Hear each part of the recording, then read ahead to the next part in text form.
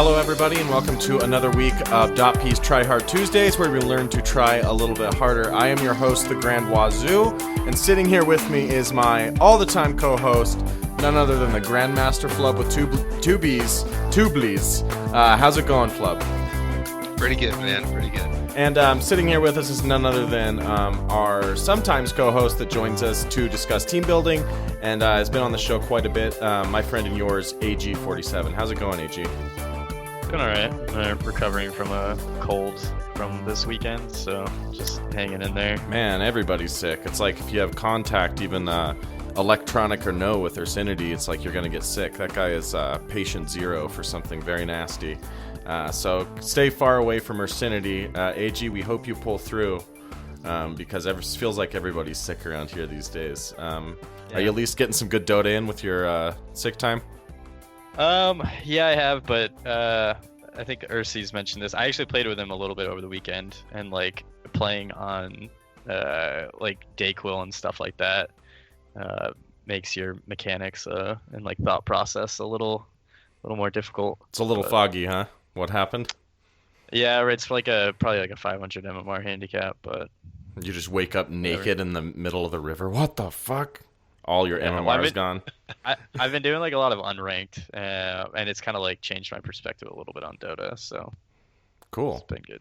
Well, that seems to happen a lot of the time for all of us. I know I'm going through my own significant attitude change with the game.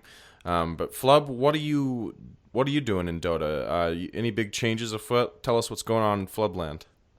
So probably some of the listeners who listen to, well, probably most of the listeners that listen to our podcast probably know about me switching over from the Thursday show. I was the 4 on my team, and I just switched over, or semi-support, and I switched over to mid, or the 2. Because one of our teammates, a good friend of mine, who I've been playing with for like 2 years now, he had like stuff to come up around school and just like personal life, which generally happens a lot in Dota with teams. You have people, real life takes priority sometimes, and you gotta come in, and he'll be missed, but I gotta say, it is fun having a position mid again. It has been like 5 years since I've been in this position. It feels great. I'm doing pretty well at it. I've won a lot more games as of late than in the past like month or two, I would say. Just because like I think I was really getting bored of my position, because I was like, I don't know. It wasn't like I was like tuning out, but I was just very, very stagnant in that position. I was like, okay, well, I can do things for the first 15 minutes as a 4, but then I don't do anything. And it just kind of got me down in the dumps if like we had a bad early game. And if anyone knows me, they know I am a very big, I am a spree player. Like, if I do well, I do really well. And then if I am tilted, I am very tilted. So, I think for all in all, for now, it's the best. It kind of sucks losing a friend. Well, not losing a friend. I'll see him every once in a while, but don't get to play with him as much, But, oh man, great to be back in mid again. It's quite a big time commitment to work on a team and try to kind of fuse together all those things that make a Dota team. I know from experience that it can be an emotional toll. It can be something that really does start to take up a lot of time, and it can be something that kind of makes you realize your limitations because you can't give it the amount of time it needs to be good at it, and so it kind of takes away that fun. You'd rather just be playing pubs at times. So have you not had that? It's nice to hear that you haven't had that experience at all, that you've kind of rolled with the punches and just kind of gone from a polar opposite to mid. You know what I mean? Like, you went from a hardcore support to mid, and a Fafnir will be rounding out your lineup with Proud and Ursi, of course. Mm-hmm. Yep. So Faf moved from he was kind of our permanent sub type guy, and he's moved into our 100%. He's our 5 support now. So. And then Ursi's playing 4. Well, we say that Faf is 4, and it's a kind of a joke that I have between Ursi and like everyone on the team like jokes about it, but um, Ursi and Proud definitely say that he is 5. Me and Fafnir say that I'm sorry. Proud and Ursi say that Ursi is 5, and me and Faf say that Ursi is a 4 player. Just because And he takes so much farm. yeah, he it's not like he like well, sometimes he takes a little bit too much farm, but the thing is like he does do well at staying alive, and it is one of the reasons why he has a lot of farm, more so than me or Faf in a certain type of situation. But for like having like the wards 100% off cooldown, that's generally not his ideal ideal like style of play, and that's mine and Faf's. So whenever I was playing 4, I was kind of playing 5, and same thing with like Fafnir in that situation. Um, and it's not like it's not that big a deal because like we can play heroes in that position, and it's working for us right now. So it's not like I'm like dissing on Ursi here.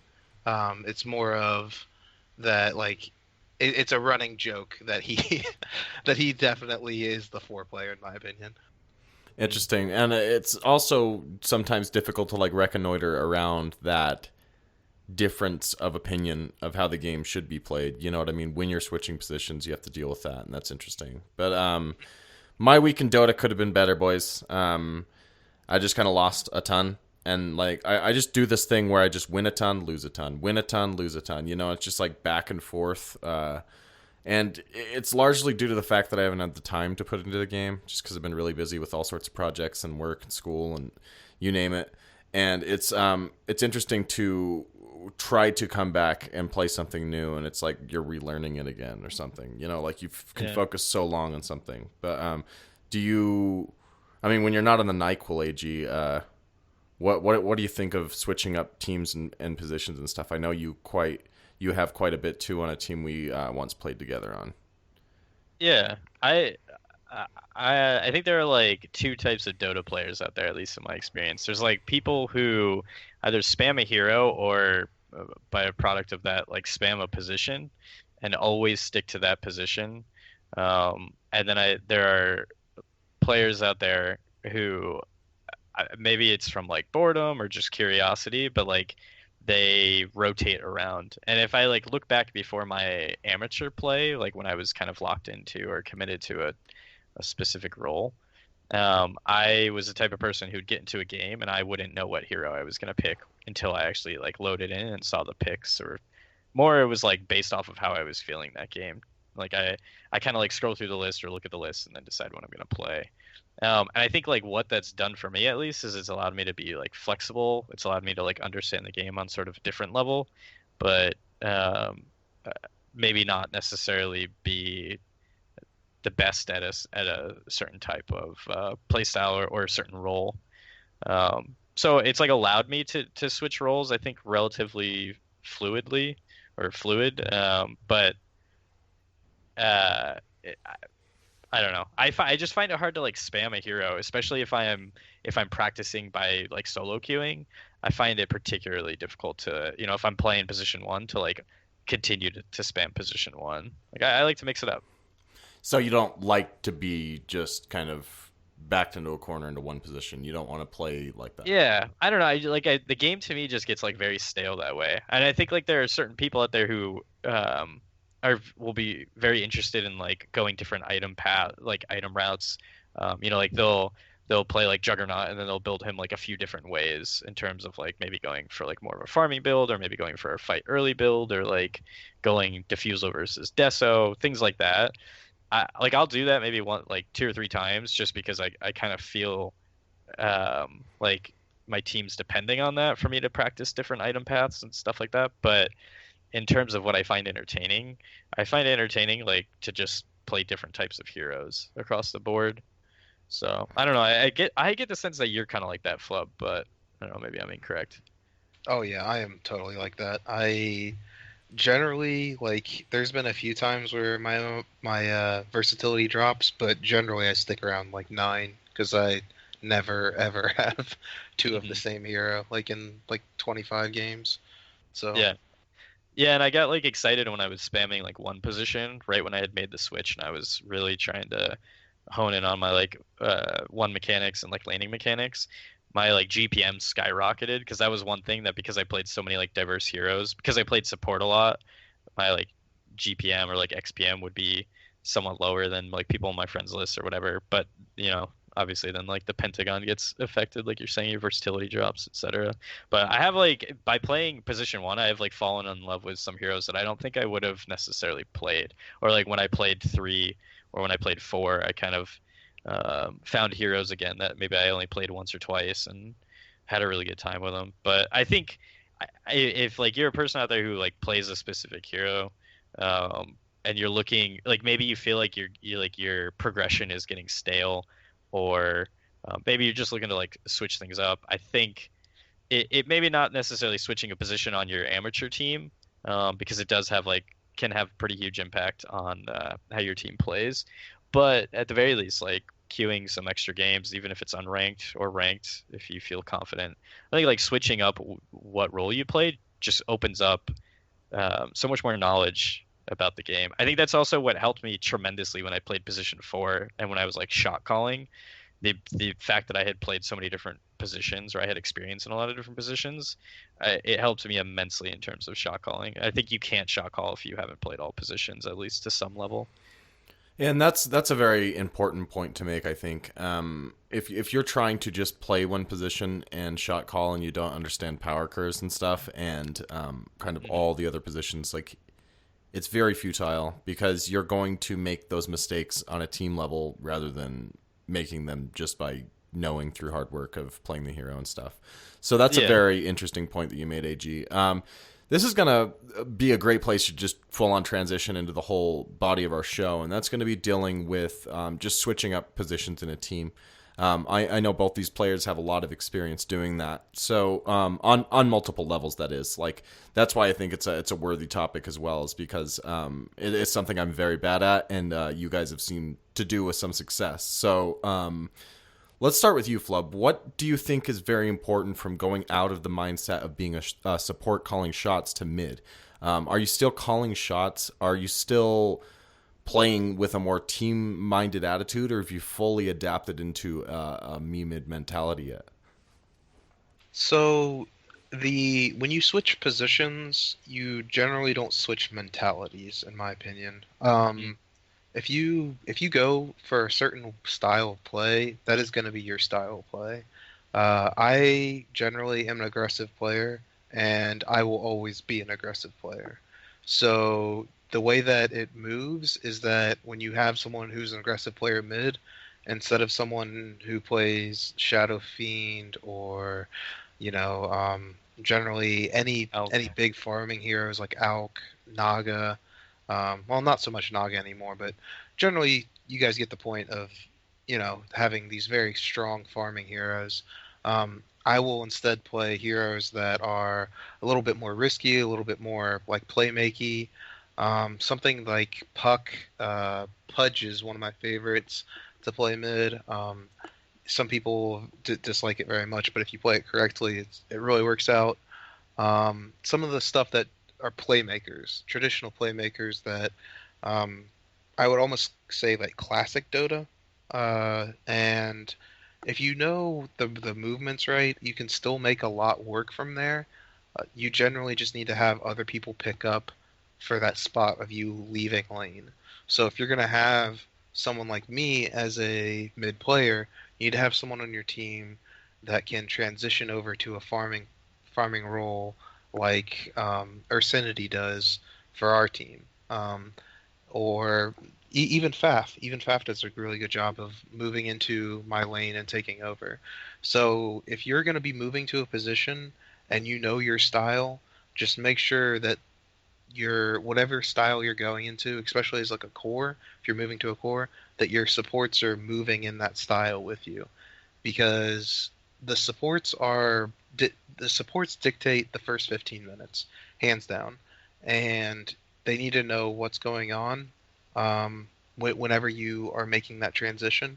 So for our team, what we have set up is that I am helping the offlaner farm and the safe laner farm, and it gets them a lot more. It gets a lot more done. I can almost kind of have more control over the game because I'm playmaking, so I can initiate a lot more. Where you can do that as a four, but it's in a very risky position. You're kind of putting yourself out there. If I'm playing like Puck or Pudge or all these guys that like set up like DK or something, I can just like walk into a team fight or blink in or hook in and set up something perfect for my team without being in any danger, and having that level of like safety um, gives you a new perspective on the team fight. And I would just suggest, if you're going to go into a different position, to not forget what you learned before. Still keep your same play style. Just make the most out of that play style. Yeah, and like I think to take it to like look at some examples of that, like of talking about how like different positions have different play styles around them. Like if you look at some of the EG rosters, like particularly when they had like Arteezy or even Owie as their position one players, like those are two players who take up a lot of farm or like are known in their roles whenever they're playing. Like Arteezy plays one or two, he's usually like a farming one or a farming two, and then Owie's played 1-4 primarily, and both of those positions he played it in a very greedy fashion. But like if you look at EG when they had Fear playing as position one, he's not necessarily known as greedy of a farmer as those two, and like having Owie playing the four in that lineup maybe allowed them like a little bit better chemistry. I mean, there's a lot of other factors as to why you could argue like they were more successful in certain lineups versus others, but like that's just an example of, like if you see Arteezy and Envy on the same team, it may not be the dream team because of the meta that's present, and then also their play styles as both being like very greedy farmers. But like when Arteezy has like S4 as his mid, S4 is more of like a playmaker, kind of like what Flubb's describing. So he's going to play like the Quops or the Queen of Pains or like the Magnus, like the heroes that are going to move around the map, set the tempo, and not necessarily suck up the farm.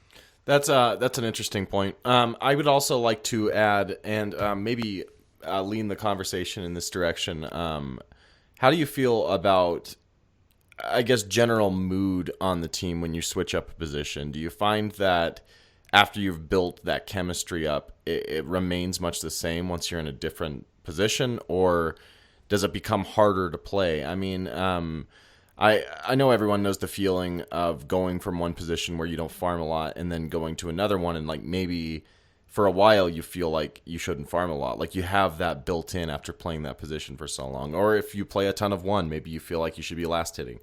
Maybe I'm just bad at the game and that's why that happens. But I mean, like, it's like you get this muscle memory built in that you then need to like kind of switch gears on.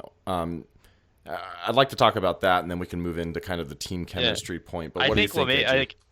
I think Flubb and I have had different experiences, but I can definitely talk about my experience. But I also would say that between both, at least your most recent change in your team, Flubb, like you went through the same process where you're kind of incorporating a new player. Although like Fafnir was, I guess, a sub for you guys, but you're totally replacing a player. Whereas it might be different if you're swapping two players, like you're taking your position 4 and swapping it with like your position 2. But like in the experience I've had with my team, it's always been when we're like replacing a player in our lineup. So the first thing we kind of would do is we would discuss the concept of the switch, the new player that we were going to bring in, and then when I played 4, like especially when we first formed the team and you were on the team, Wazoo, and I was playing 4, it definitely was a change up for me, because even though I was familiar with all different types of heroes, as I've said before, playing it in a 5-man lineup where you're very focused on team objectives and things like that, I did find it hard that I wasn't farming. I was I had to make up my impact in the game or really directly the gold that I would earn in the game. I would have to get that by finding kills or finding like objectives around the map to take. Whereas experiences as like a position 1 or 2 or even a 3, like the creeps are there in the lane to kind of give you that gold to set your momentum. But in like all 3 of the changes that I made, the if for us it was like a fresh reset. Like all the momentum that we had been earning or making, I felt like was kind of like thrown out the window, at least for a week or 2, until we kind of got used to it. Again, like that might be a different experience from team to team, but at least in my experience, it was a very rough transition, I would say. What about you, Flub? I feel like it's been different for different teams that I've been on in the past. If I was there was an older team that I was on, and I switched over to off lane, and I played that for a while because I could actually get a lot done in the off lane in that skill level bracket, and it worked out for the team. But then we were hurting elsewhere because where I switched over for a different guy, and that could just be like switching on the team. I wouldn't ever suggest, and this is kind of down a random tangent, but it kind of sparked this idea. If you're having trouble with someone or someone's not working out, you can swap if it's like that they don't play in that position very well. But if they're just like having trouble with the competitive atmosphere, sometimes swapping out isn't really the thing to do. And I've done that in the past where like we've just swapped a person because like that's what we needed. He's not working over there, so we'll throw him into an easier position, and that's not necessarily the right way to play. You should play with what the person's comfortable at, yes, and you should be comfortable as well. And if that's just not flowing, then it's better just to get a different team. But from the aspect of like if everyone is enjoying each other and you're getting a new person, luckily for us, we had Fafnir beforehand. So the transition was very easy, and we've won a lot of our games recently with me switching over to mid. Actually, with like all my teammates, I have like over 60% in the past week win rate. Jeez. So like we're doing pretty well right now. But the thing is like it's when it's right, it's right. If you switch over. And if you already have that trust built, then it's a very easy switch over. So like if your team has existed for a while and you do end up swapping because you guys just feel like the idea would work better over here, which is fine to do at first. Don't get me wrong. And it works out. That's great. Then you can keep the person and you can keep the whole idea flowing because everyone knows how each other plays. But if you are in a situation where you do switch and it's a little tense, I would advise that person to see because if it's not working in the beginning, I feel like it's just something that you should consider moving someone else in quickly. It's hard to do well in a position as you start and give it a little bit of time, like give it a few weeks, but I wouldn't rely heavily on that person doing well because Dota is one of those games where you have to have a certain play style and a certain way of a team working, and if you go into it without really considering that, you're gonna lose most of your games, and you're not gonna really have a good rotation on farm on the cores. Yeah. I would say also that you kind of, when you were talking, Flub, it reminded me of like what do you do when like something's not working out. So like in our first iteration of our team, with which you were on, Wazoo, we had you were playing the 1, I was playing the 4, and we had Panda playing offlane, and like some of her heroes, her offlane heroes, particularly like the one like what she's most comfortable on, which is Clock, was absolutely not in meta. I think this was like around the Shanghai Major, and like Clockwork hasn't been in meta for a while. but I think in the beginning we tried to like force her into playing some heroes that were more in meta in terms of offlaners, and I don't know, like I felt like we hit a lot of resistance. I mean, kind of like what you're talking about, Flub, like she just didn't seem comfortable in those heroes. But like for us, I think what helped us was we worked around some of the heroes that she was more comfortable at. So like we said, like she's pretty good on Clockwork. So like we started drafting Clockwork even though he wasn't in the meta, and we just built lineups with that we felt comfortable with, and we had like a lot of success around that. So I would say maybe this goes back to like other topics that we've had where it's like, do you draft in meta or do you kind of draft what your team's comfortable with? But I think you should try, at least my opinion, I think you should try all different things, because I know, Flub, you are like one of those, yeah, at least you strike me as a person who drafts not necessarily on the meta, but like whatever the hell you want. So Yeah. like if it works, it works. Don't question it, and try different things. Don't necessarily, like, we could have just either swapped her out entirely, or we could have like had her change positions with somebody. But like we kind of talked it out as a team, and we just drafted what she was comfortable with and tried to make it work. And that's really good here to say, like, comfort is key. And if you are not feeling super comfortable in a lineup and like trying to force the moving parts to work, it can strain your relationships if these are people that you like outside of Dota or something. But it can also make it, I don't know, it can just make it an environment that makes it hard for other people that can do their job to get their job done if just certain parts aren't able to move. But sorry, I cut you off, Flub. What were you going to say? No, it's all good. Unless you can make use of what is in meta, I never think picking in meta is like a guaranteed way to play. Like, for instance, I've always said that if you're gonna play something in meta and you like feel okay about it, or you're gonna pick something out of meta and you're gonna feel 100% confident on it, the 100% confident on it is gonna play better because, one, you're confident. Two, you know what the matchups are already set because you're confident. And three, like, you're not gonna generally have a lot of misplays with that style because you know the way that it's gonna function.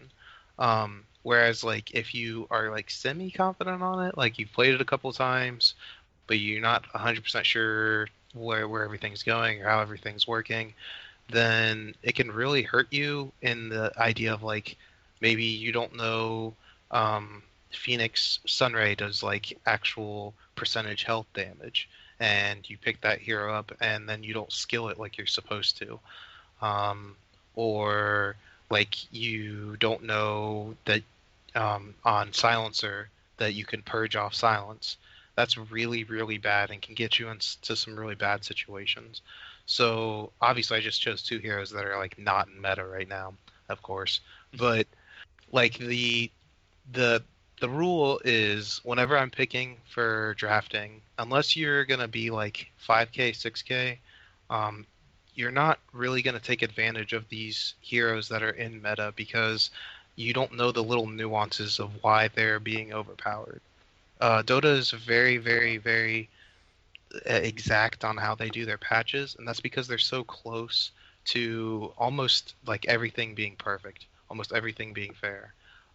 Yes, they introduce new items and new heroes and kind of throws it all out of whack, so they have to always be updating, and it will never stop updating. So it'll never be perfect, but we're getting closer and closer to that target perfection.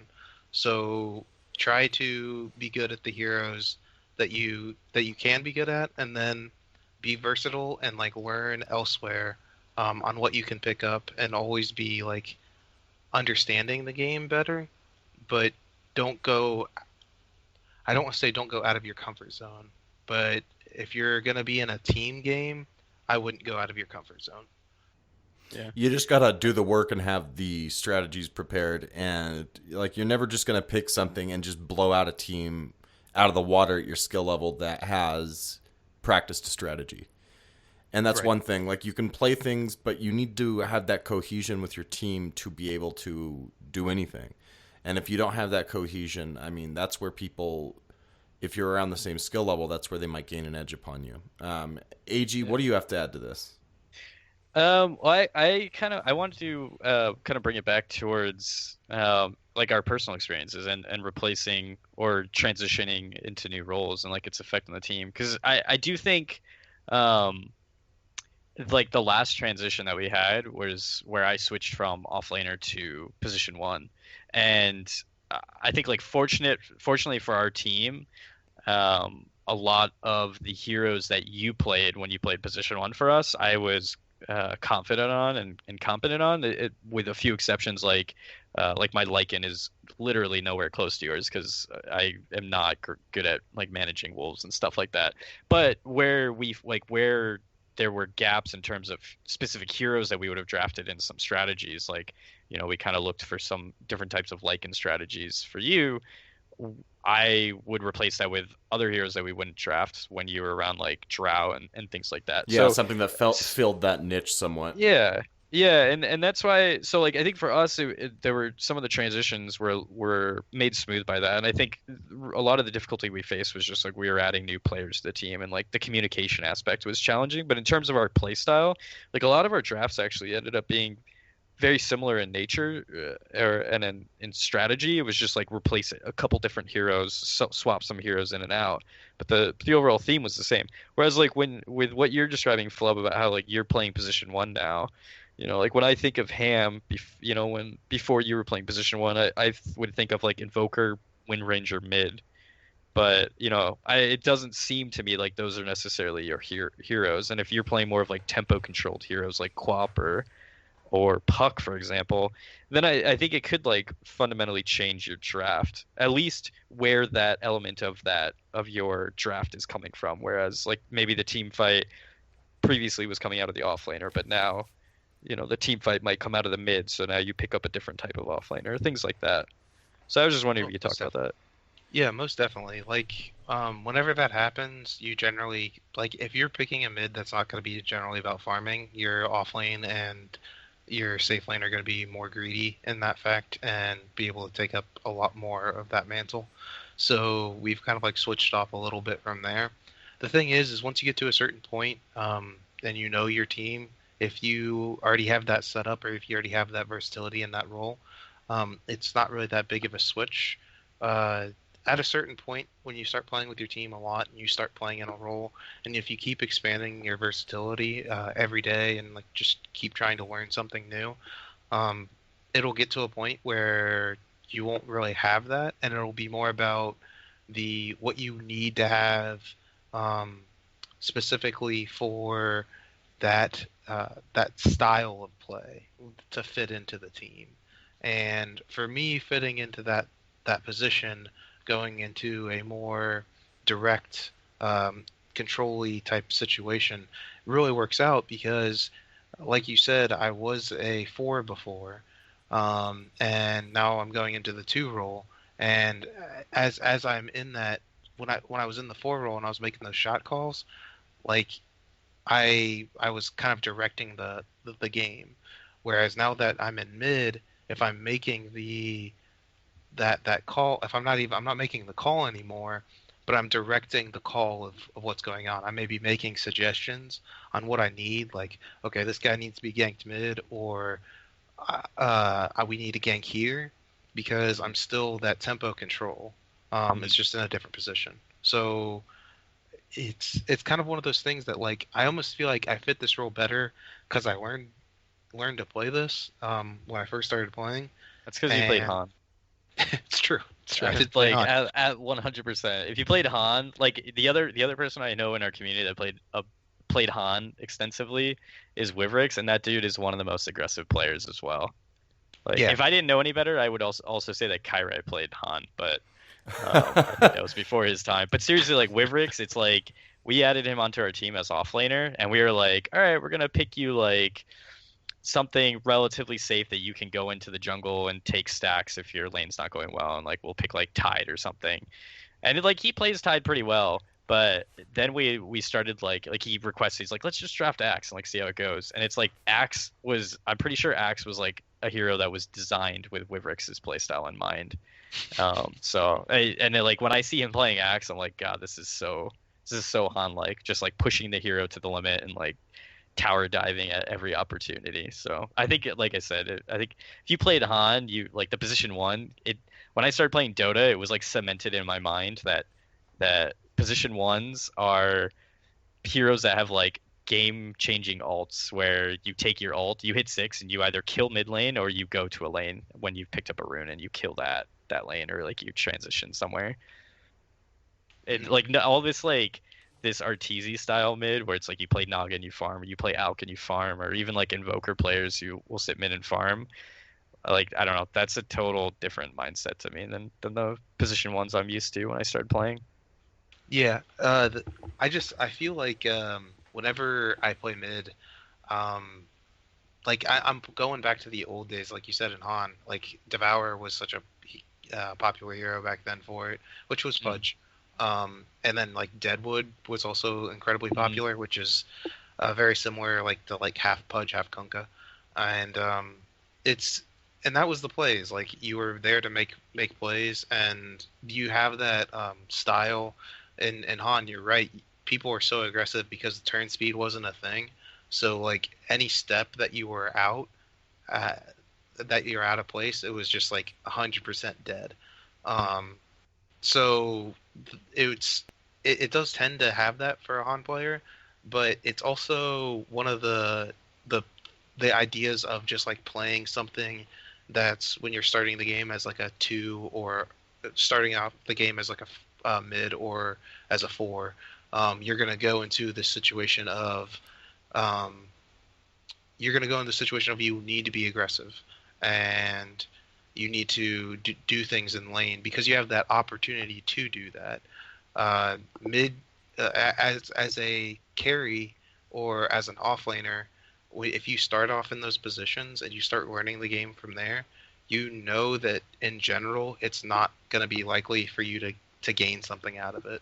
Whereas like if you're 1v1ing mid, like there's totally opportunities that you can take just outplaying someone. I mean, that's what all 1v1 is. Like if you're going online and doing like challenging people because you're upset or whatever.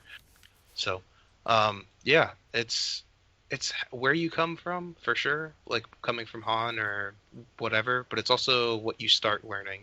And when I started learning, it was that position of being aggressive in the mid lane, trying to force the other person out so that I can free farm it. So, yeah, there's a lot to be said for aggression, I think, at any skill level and knowing the limits of your hero. And that concept of where you come from is pretty interesting because I know a lot of people with other MOBA experience that well, they're a lot better. You know what I mean? Like when you have that primer before coming to Dota 2, I mean, it's got to take a little bit of the time off of the learning curve. And it has a very, heinous learning curve in a lot of ways. You know, you would never think like putting 1,000 or 2,000 hours into a game and still considering yourself a noob would be like acceptable. But in Dota, it is. I mean, you're a noob until like you're winning big things or something. Like it feels like everyone's a student of the game, even when you are winning things. So I think it's rather interesting to look at how these moving parts of a team relate, because Flubb, you were able to make that transition pretty effortlessly. But we'll see how your games go, of course. You know, knock on wood. And AG, I know your team's had some success, and you guys have shifted some people around. So I just wanted to get your thoughts on that. Do you guys have anything else to say? Final word before we move into our item of the week. I'll give you guys both something to say. Do you want to go first, AG, or do you want me to? Yeah, I can go first. Yeah, like I said, I've for the last few months when I've been playing, and like my amateur team right now is like taking a break for this season, but when we were in the swing of things, like our season just ended a few weeks ago, but I was like, I felt pressure when I was playing my pub games to really focus in on playing whatever role I was playing. So I was spamming offlane when I was playing offlane, and spamming position 1 when I was playing position 1. But lately, like since we're taking this break, I've kind of like taken the opportunity to just like play other positions. And I've kind of also tried to play like up and down the MMR range just to see like in different levels of MMR like what each position means and sort of like what impact it can have on the game and how it's played. So I like I've queued a few games lately with like Proud and Ursi, specifically where like my games with Proud where like I'll play position 5 and play specifically in his lane and kind of just like watch what he does, and see kind of what the game is, since that will like trend the MMR up a little bit for me in terms of the average. And it's I've learned like so much, and I felt like I was kind of stale maybe like 2 months ago. Like I felt like I was learning a lot by switching back to one or like switching to off lane. But it's been recently that I kind of hit a wall, and then kind of what I've been doing lately and playing different heroes and different roles at different MMR ranges. It's definitely like taught me a lot more about the game.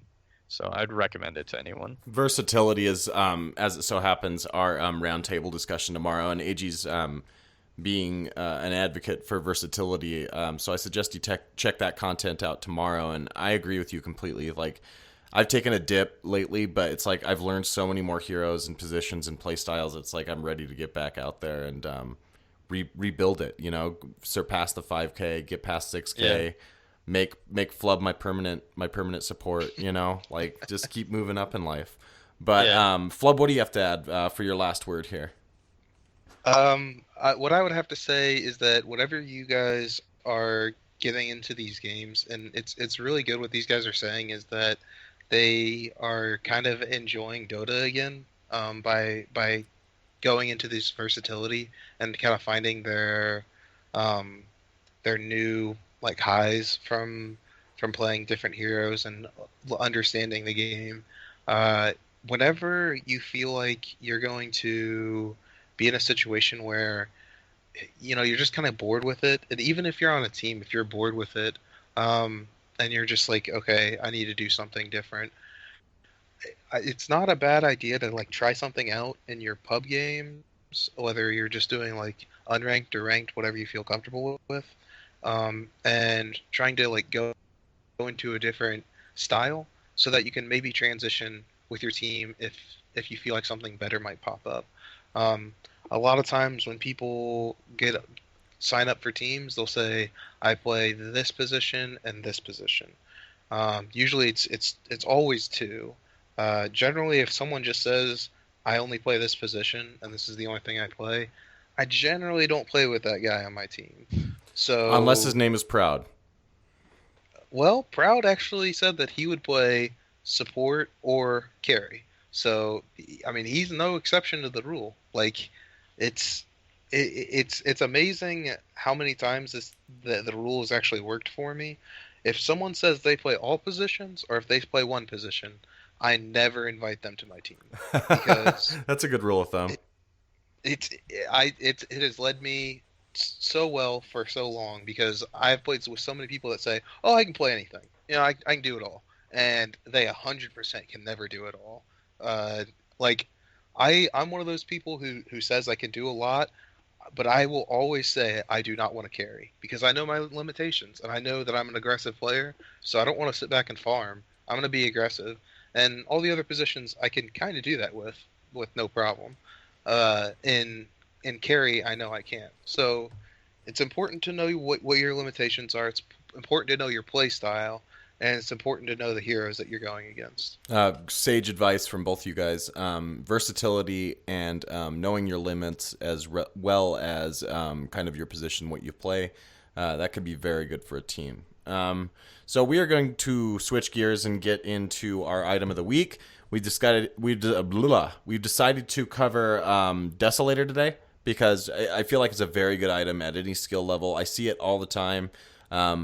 You know, almost in every single game, I'm starting to see it, when it did not used to be that way, because the item's gone through some changes. Currently, it's in a pretty good place, costing 2 Mithril Hammers and the Blightstone, which puts it at a 3,500 item. It's not super cheap, but it's not super expensive, and it has practical applicability all throughout the game. So, Flubb, can you lead us into a discussion here, and then we'll get AG's thoughts right after. Okay. Generally, so that's like Wazoo said, it is a 3,500 uh, gold piece item, and it's 3 pieces, and every piece works for you, which I think is what the real buff is. Having the negative armor in that the ability to have that like picked up beforehand, where I mean it doesn't do as much negative armor, but it does do something, is a really big buff towards the item. In general, you'll see like a lot of items that are kind of hurt on the wayside are the ones that generally just have a recipe at some point, and that's how you get that big bump. It really hurts the item when you have that possibility because you're not getting anything, not getting anything, then all of a sudden you're getting a lot out of it. It's better to have that like gradual helping mechanism. It also gives plus 50 damage and 7 armor reduction when it's completed, and it works on buildings, and it's just a great item. Whether you're a carry or you are trying to be like somewhat of a split pusher, it's really great. And then what's really neat about it is it can work in ways that people don't expect. One way is it's great, obviously, for someone like PA, who its Desolator works on the dagger she throws. Or what's also really awesome about it, actually, is getting it up on people like Bear, getting it up on Lone Druid. Proud has like this pocket strat thing that he works on, where sometimes he'll like, if the game goes long enough, you can just pick up a Desolator on the Bear, and you can just eat towers. It is hilarious. I've seen him, the other team, like 5-man pushing us, and Proud would TP in with Bear, and he would rax them with backdoor protection faster than those 5 would push versus like 2 or 3 of us. It was insane. Sounds like a nasty lone druid strategy. The Deso is an interesting item because it wasn't as good without the Blightstone. Like, we all know that. The Blightstone gives you a little bit more armor. It gives you some, I don't know, a presence with the item before you finish it up. And then you have the Deso, which is a huge upgrade. AG, where do you find value in this item? And what do you think of it?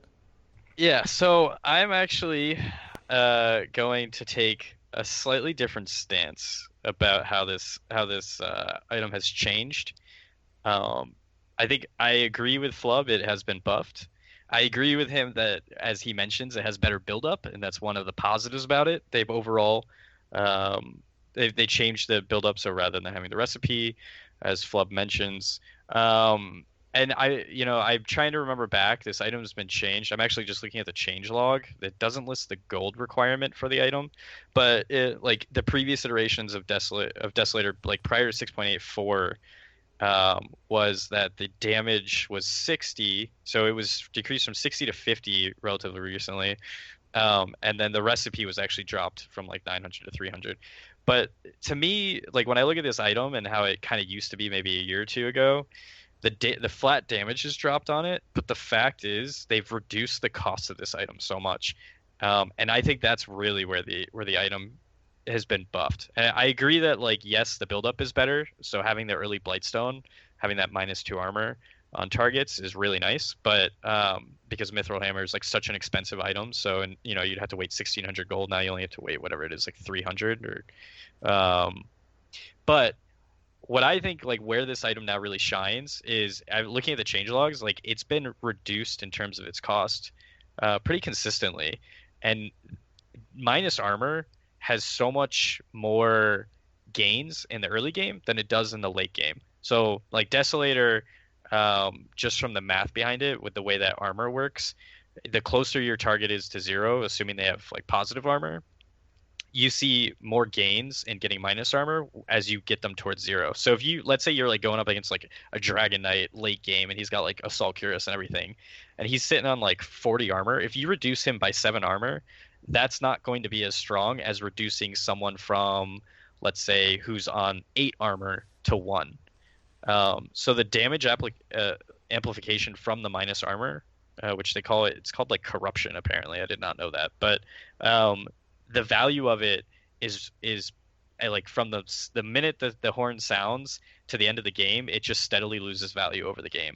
So I think the fact that now you can get this item at only 3,500 gold, whereas I think it was like 4,200 before, and it was even too more expensive. Yeah, the recipe was the 900, and the recipe was just like a dead slot. And what are you going to do with 2 mithril hammers? I mean, sure, they give a little bit of damage each, but they're not a good item to just have while you're building it. So I just think. But don't forget the towers here. I mean, like that proud lone druid strat. It's like that's something like, sure, it does decrease value on heroes, but not necessarily on towers and for pushing. So like in terms of getting people out, like there's some heroes that definitely should be built on, and some that maybe not. Like TA and PA and stuff. It's like, yeah, those heroes should pick it up because it has ways to counteract that losing of value over time. But I don't think it's an item that you need to pick up every single game. I think some people do indeed pick it up incorrectly, but for reasons like you spoke of. Like sometimes it's better to get plus armor for your team than it is to just get an item, say you're taking down a high armor target. But that sums up the conversation pretty well, I think. You guys have anything else to add? I know I cut you guys off, so you guys have anything else to add real quick before we move on? I'll just jump in real quick. Cool. So talking about like timing of this item, I mean, heroes that want plus damage is extremely good on. That's why it's good on PA. Like you don't want to build stats on her or attack speed or other things. You want to build plus damage. But if you're gonna build this item, I think there's 2 scenarios where you're primarily building this. You're either building this really early, like thinking of like TA and PA, like you're gonna build this item as probably your first core item. Again, because you want to get that minus armor out as quick as possible. Because it has so much value earlier in the game. But then, there's also implications like if you are getting backdoored and you can or if you're going to backdoor them and you can TP to their base and base race them, like picking up a Desolator can be huge. We've seen it on like pro levels. It just like changes games where like they'll sell something that, is more expensive of an item, but the minus armor debuff is just so impactful for pushing. So I think 2 places where you'd buy this is either fairly early in a game, or you might buy it late in the game when you want to like rush a building down and race someone. And that's where it's pretty valuable. I agree with you entirely, and thanks for adding that. That's very solid analysis of the item. Moving on, guys, with this item of the week series, we're going to go back, as per a fan suggestion, to selecting 3 items that you guys can kind of vote on and see what tickles your fancy for that. And those items are going to be the Helm of the Dominator, the Hood of Defiance, and the Dragon Lance. Those are the 3 items we want to do.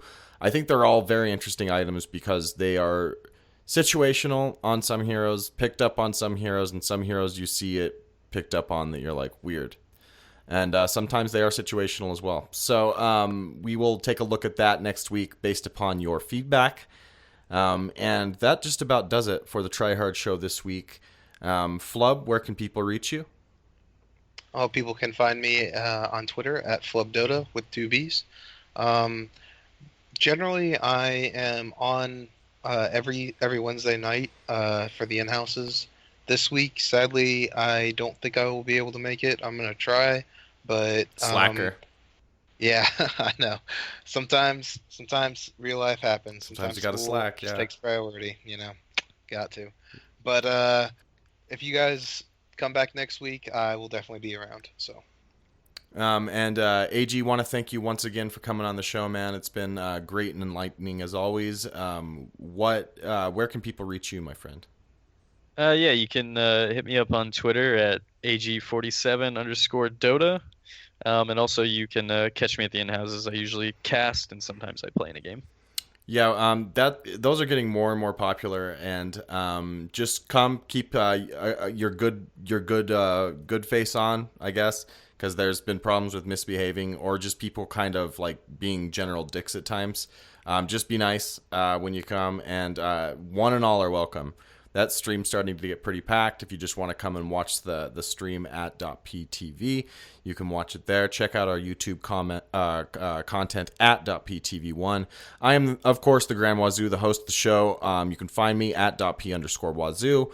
find Defense of the Patients at www.defenseofthepatients.com. We're doing a survey right now to figure some things out about demographics for advertising. If you could go and fill that out if you have time, I would really appreciate it, and everyone would at .p. So please go check that out on our website. That's up there on the top right corner, as I'm told. And yeah, I think that's all we have for you guys this week. Want to thank you for joining us, and remember, stay hard and stay classy.